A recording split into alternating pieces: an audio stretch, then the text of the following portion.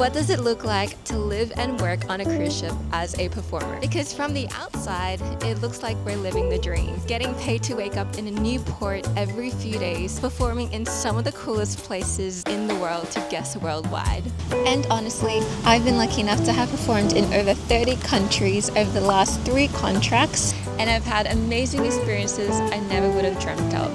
Today we are in Vigo, Spain, Cove, Ireland, and Costa Maya, Roatan, Honduras today, and Antigua, St. John, Edinburgh, Scotland, Guggenheim. We are heading to Paris. Tromsø, Norway. This is Iceland. Southern Mykonos, baby. This is midnight.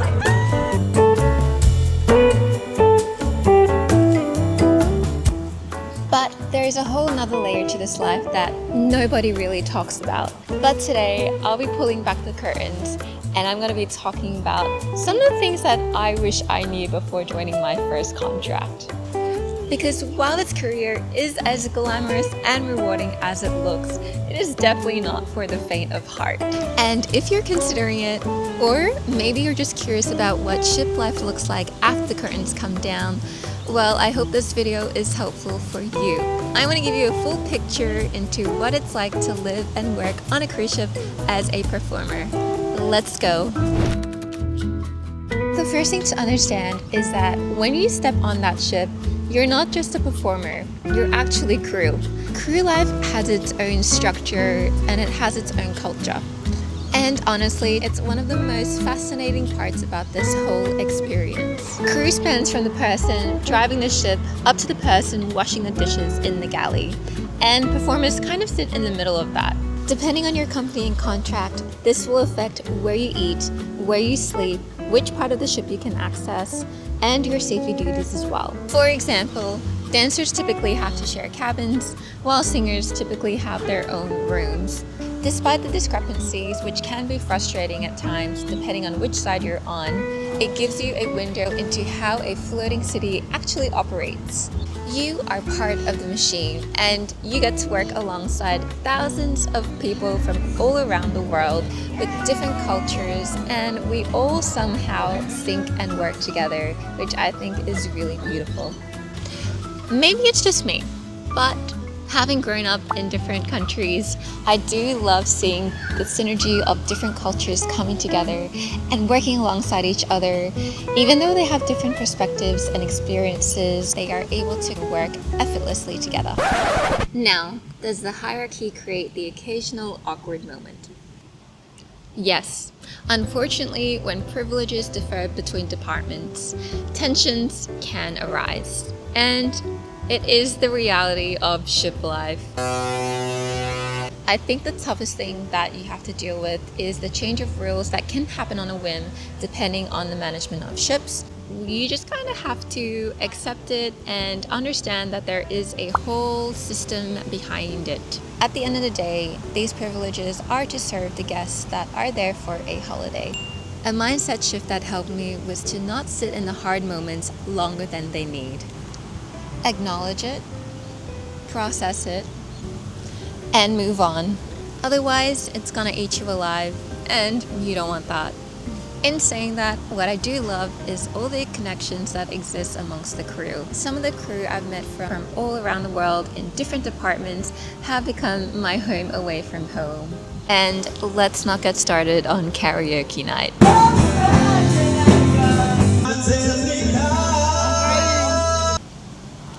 If you know, you know. It can be a culture shock at first, but it becomes one of the most unique and humbling work experiences you'll ever have that can't be quite matched on land. So having an open mind is definitely key to this life. Then there's the cabin situation.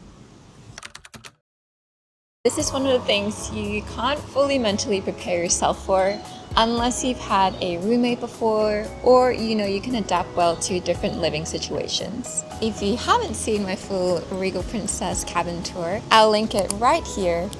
It gives you a really good idea of the space that you will be living in. And something worth mentioning is that not all companies are the same, so the cabin setups can vary.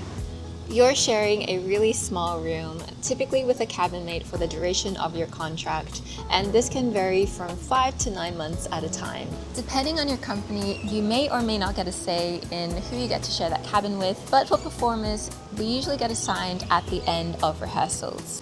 If you're a normal crew and not an officer, you typically already are assigned a cabin, and you may or may not already have a cabin mate waiting for you. But even in the best pairings, it is not always smooth sailing. The thing that nobody really prepares you for isn't the person, it's the space. The cabin is usually the only place on the ship that you can find solidarity, and when you have another person in there and maybe your schedules look a little bit different, it can be hard to unwind in a ship where there's constantly flooded with lots of people. It is definitely a unique experience living and working in the same space as your entire social circle. And without windows, time and space become an illusion. What I've noticed in myself and other people is that by the end of the contract, the lack of space really creeps up on you. So having the boundary conversation early is super important. Down to the person taking out the trash and cleaning up the toilet, because we all know those are the duties that we all want to run away from. Beyond that, protect your space mentally.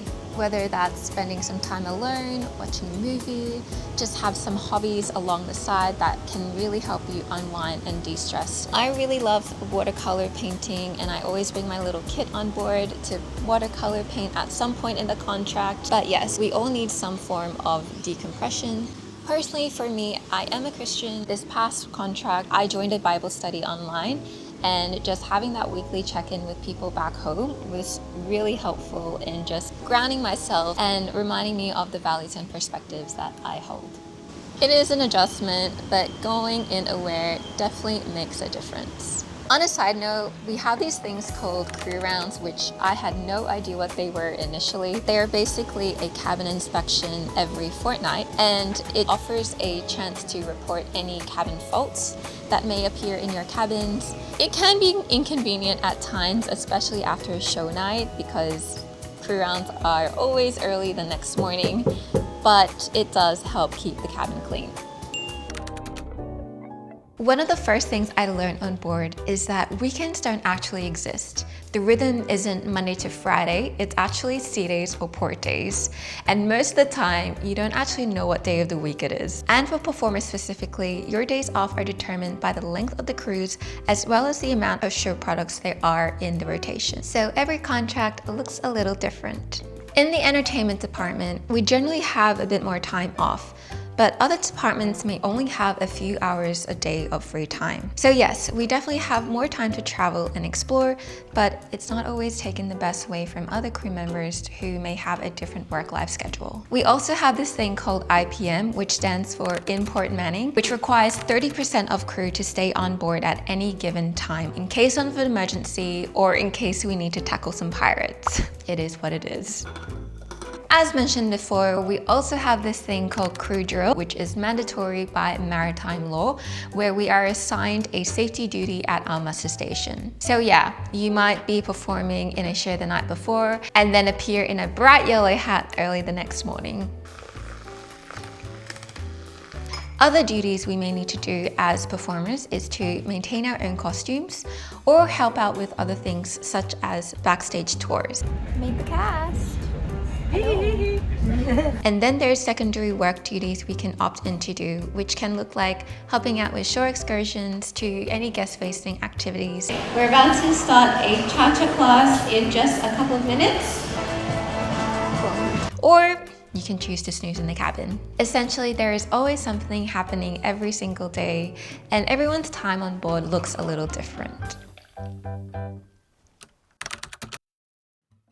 At Princess, the only two apps that crew can use for free on board is Duolingo and WhatsApp, which is great to keep in contact with people back home, but we also use it a lot for work. Anything else costs $2 per day for unlimited streaming, which is not bad compared to other companies. It generally does pretty well because Princess does use Starlink. However, the Wi-Fi is definitely not always super reliable depending on the time of day as well as where we are in the world. A lot of crew contact their families after midnight once they finish their shift, so that's usually when the internet connection is the most patchy.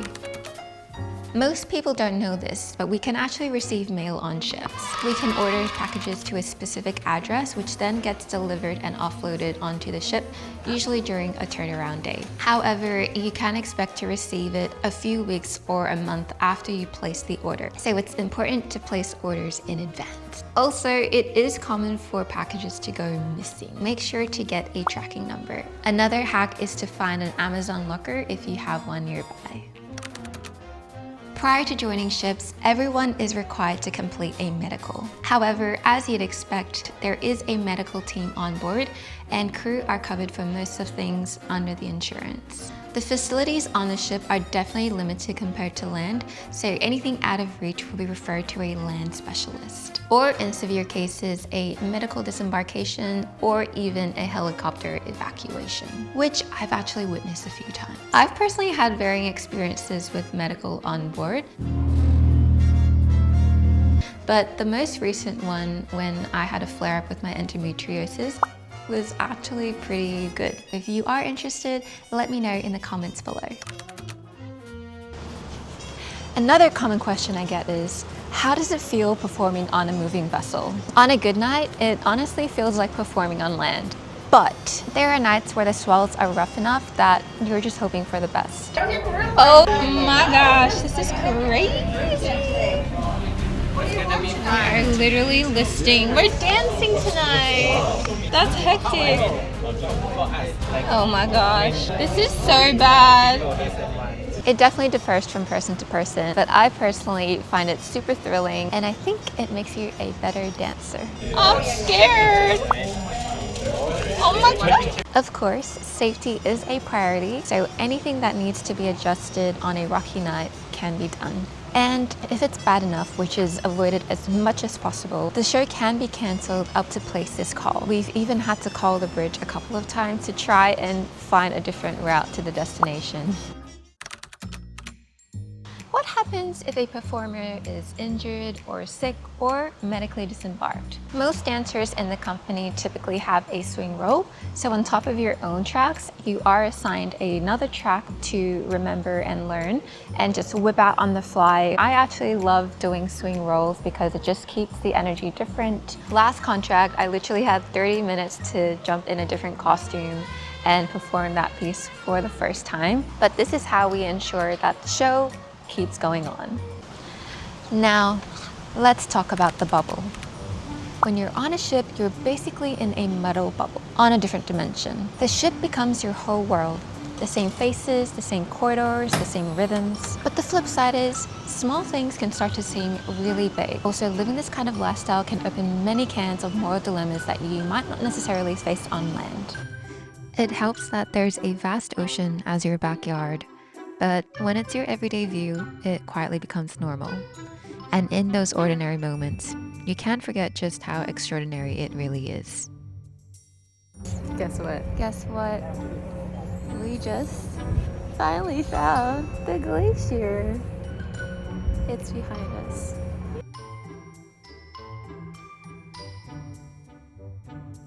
But the bubble also means that life back home keeps moving on without you. 3, 2, 1. Hey. And that part is hard. Last contract, I missed my best friend's wedding. I was her bridesmaid, and it was probably one of the hardest things I'd had to stomach while I was away. Mind you, I didn't know that her wedding was going to be while I was away. The ship Wi-Fi was also unstable that day, which meant I couldn't watch it live. Also, during my first contract, my mom had to undergo a sudden surgery, and it was really hard knowing I couldn't be there for her. These are just the moments you just can't get back. It doesn't mean you shouldn't do a contract, and there are ways to request for time off, but you have to be realistic about whether you can afford to miss those important moments in your life. Recently though, my mom came on board to cruise with me, and it was such a special experience to be able to share that part of my world with her. Mom's first port. So funny! Yeah?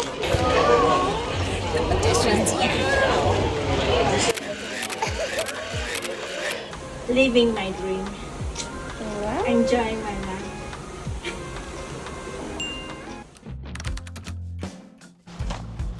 Now, I have to mention Crew Bar because it is an institution of itself.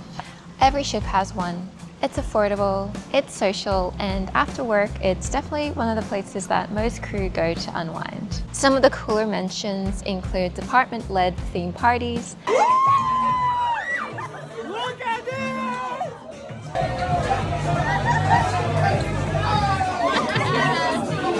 and crew band nights.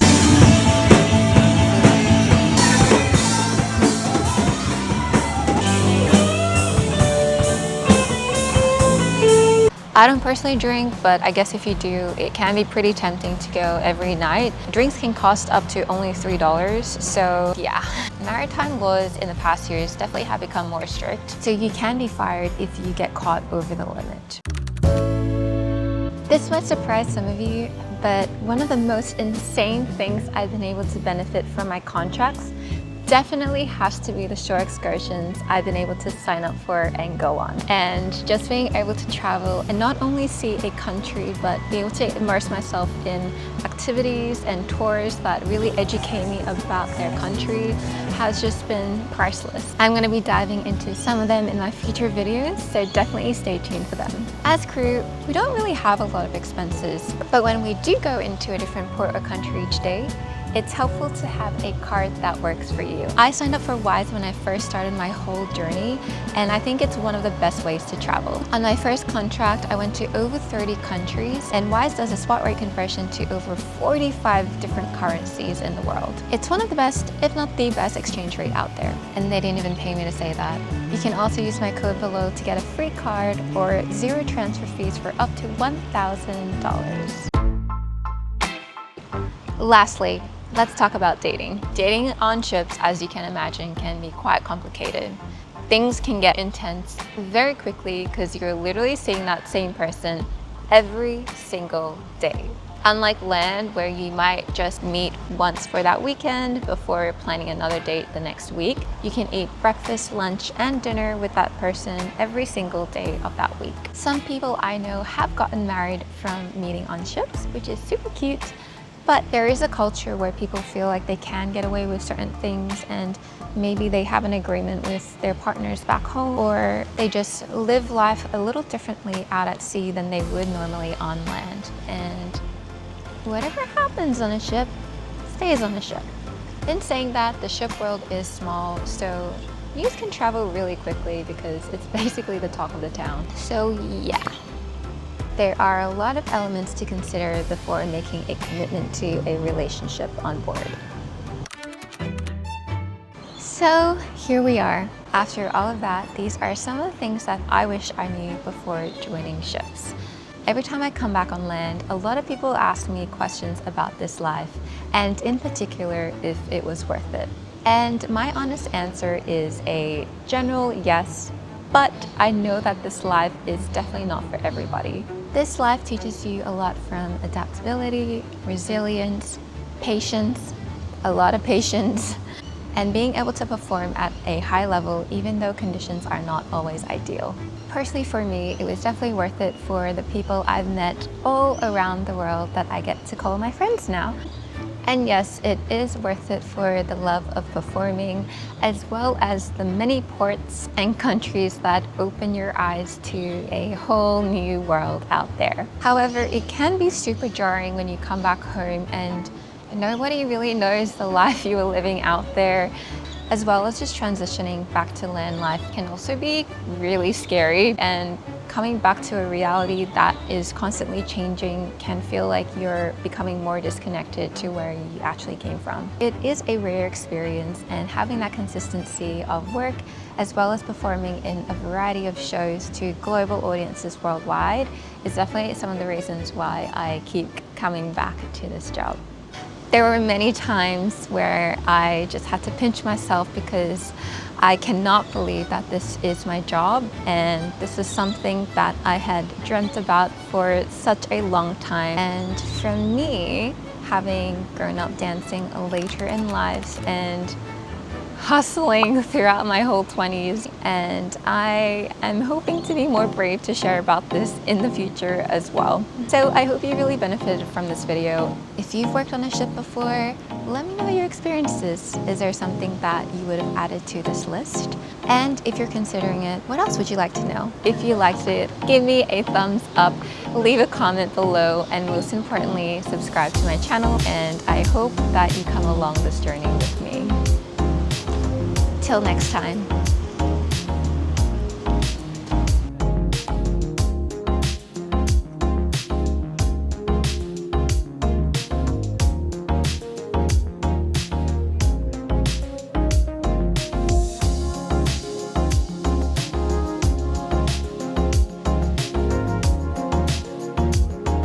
Assigned doors. Please make sure my door checkers, my recorders, my communicators head to their assigned doors. My communicators, H39, H119.